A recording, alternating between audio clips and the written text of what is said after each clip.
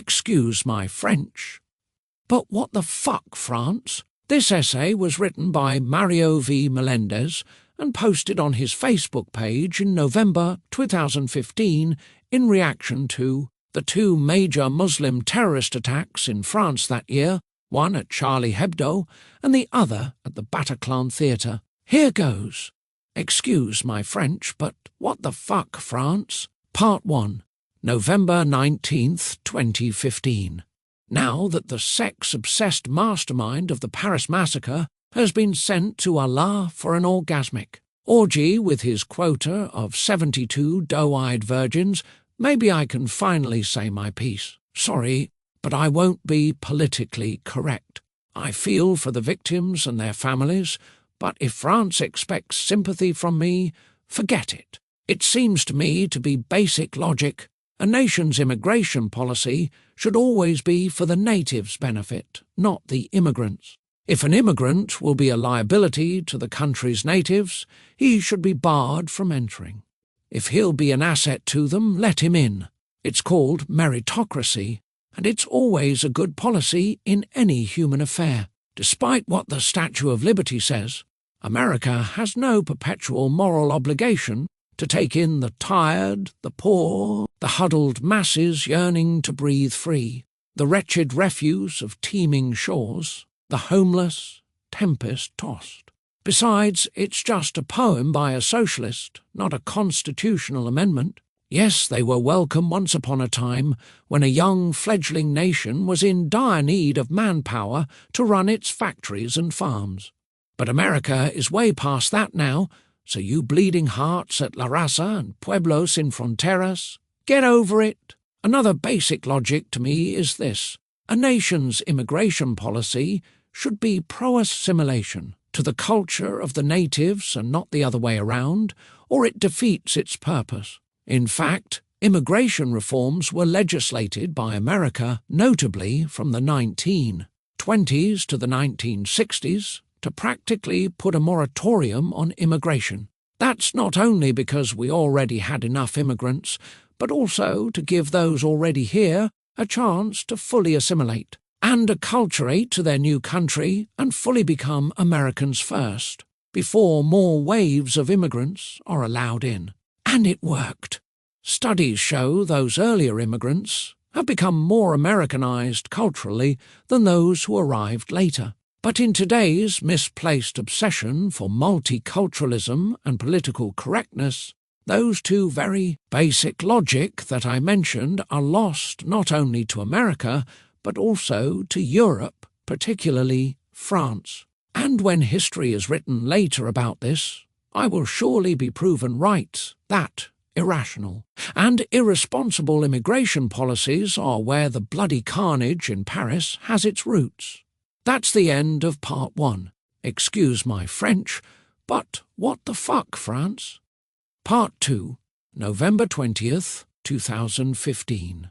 I'm not sure what the reason is behind the explosion of Muslim immigrants in Europe, particularly France, but I can extrapolate from what's going on here in America, which means partisan politics probably has a lot to do with it. Immigration here, both legal and illegal, has increased exponentially because of the Democrat. Parties need to change this country's demographics so they could win elections. Can't win over the natives? Then bring in the immigrants.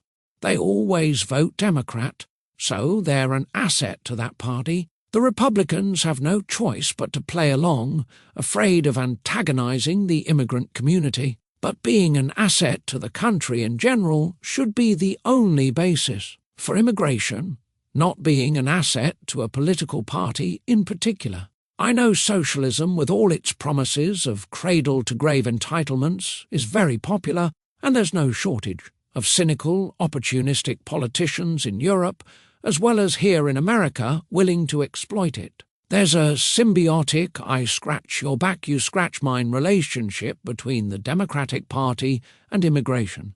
So, remember, what I said earlier was very simple logic that a nation's immigration policy should always be for the natives' benefit, not the immigrants, Liberal, progressive, leftist and socialist politicians here and in Europe made sure nothing of the sort happens, which is why immigrants who are surely bound directly to their new country, his social welfare system are welcome just the same for their future votes. Why did you think the Tsarnaev family who were welcomed here in 2002, despite the fact that they were obviously bound to be on food stamps, free healthcare, free housing and free everything else, for who knows how long? I bet they voted Democrat as soon as they could, or maybe even before. When the Tsarnaev boys grew big and strong enough on free food, thanks to America's generosity, they literally cut off the hands that fed them by blowing up the Boston Marathon. Those who didn't die survived with cut-off legs, cut-off arms and cut-off hands. Now project that scenario to Europe, and you'll partly understand last week's Paris attack, but that's only half of it. That's the end of Part 2. Excuse my French, but what the fuck, France?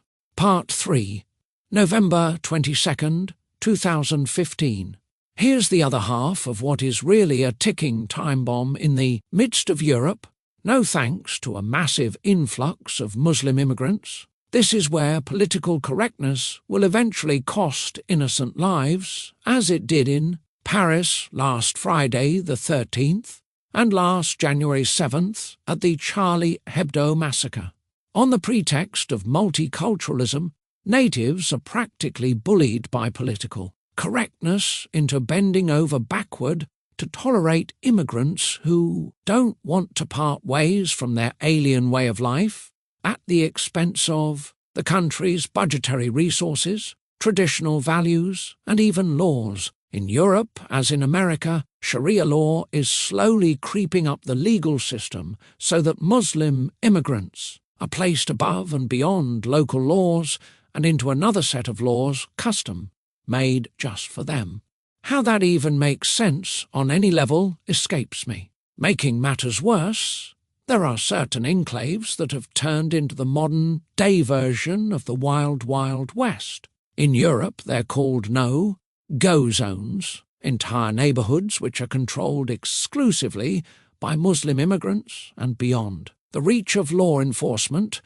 And in America, there are sanctuary cities designed to make criminal illegal aliens untouchable. It gets even worse in Europe. Like some of its neighbouring countries, France passed anti-free speech laws, ostensibly to shield Muslim immigrants from so-called hate speech, thus abandoning a proud tradition of fearlessly speaking one's mind the powers. That be damned, as exemplified by its greatest free-thinker, Voltaire. In a free and open society, everyone should be fair target for legitimate criticism. It is said, and I agree, that irreverence is the lifeblood of freedom and the only answer. To hate speech is more speech to counter it, not less, and certainly not censorship. France's hate speech laws practically exempted a favoured class of citizens. Muslim immigrants from fair criticism under threat of penalty. L'affaire Brigitte Bardot is a chilling reminder of that, the 1960s sex kitten. And cinema's dumb blonde turns out to be the smartest person in France and the only one with brains and balls as she alarmed her fellow citizens about the Muslim immigrants' refusal to assimilate and acculturate to their new country. For this, she was repeatedly dragged to court by her own country and convicted each time for hate speech. Thankfully, it's not that bad in America.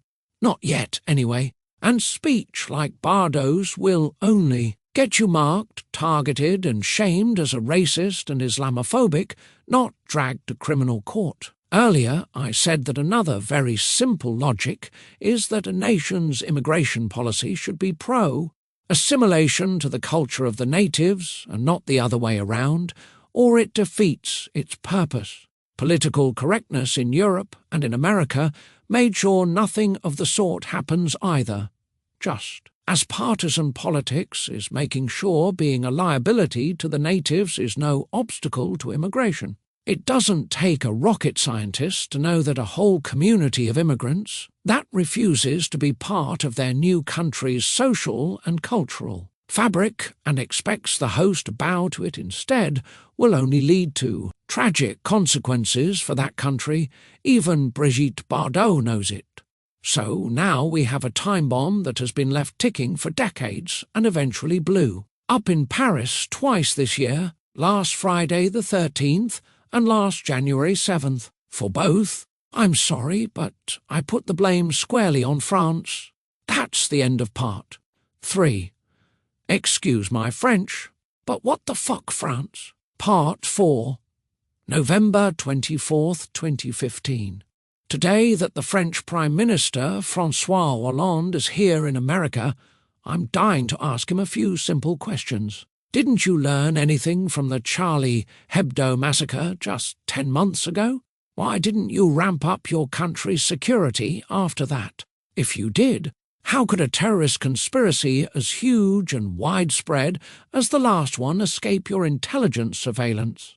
Incompetence? You've shown your incompetence on the economy with your stupid socialist policies. Now you've made France unsafe and vulnerable to terrorist attacks too, twice this year alone under your watch. And as if your country doesn't have enough problems with its Muslim immigrants, you agreed to take in 30,000 Muslim Syrian refugees. Shouldn't you just resign? But I have a more profound question I want to address directly to the people of France. Why, oh why, are you surrendering your own country to an alien culture whose values are so diametrically opposed to yours on each and every possible level? You should have no quarrel with your immigrant communities that are willing to embrace French values and way of life. But for your country's sake, you shouldn't turn a blind eye to those who aren't willing to, and in fact even despise everything you and your beloved country stand for. What you're doing is suicidal for your country. Islam is a supremacist religion that won't stop eliminating all other religions and other systems of beliefs until it's the only one left.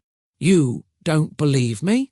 Then take it from President El-Sisi of Egypt, who publicly exposed his fellow Muslims as wanting to kill the rest of the world's inhabitants, all 7 billion of them, so that only Muslims may live on earth. Looks like they are on track in France. By my putting the blame squarely on your country, I'm not saying you deserve the carnage that visited your capital city twice this year alone.